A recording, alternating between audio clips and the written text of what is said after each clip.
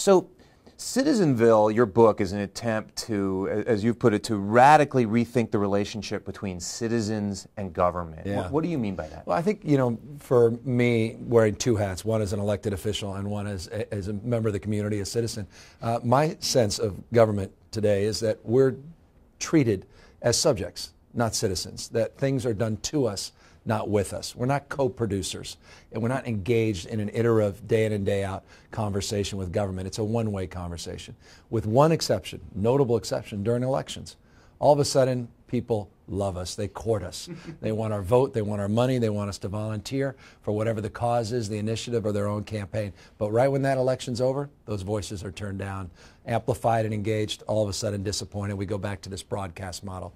You vote, guys like me decide. And that's the framework and relationship that I think has to radically change. And you think that digital technology in particular can be used to foster a two-way conversation? Yeah, I mean, I think anyone recognizes technology does more than anything else. It democratizes voices. It allows people to share. Social media allows people to participate and to self-organize, as you saw in the Obama campaign in 2008, 35,000 self-organizing communities coming together.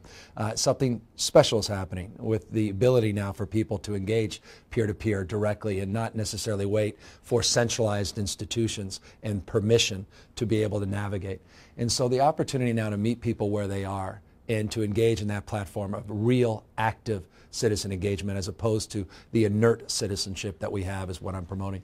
Why is it, do you think, that take the Obama campaign in 2008 as a perfect example? How is it that they did such a good job using social media in the campaign and then have done a really poor job of using it in the White House? Yeah, and I think they're struggling with it notably now. And you look at just the latest examples of the sequester.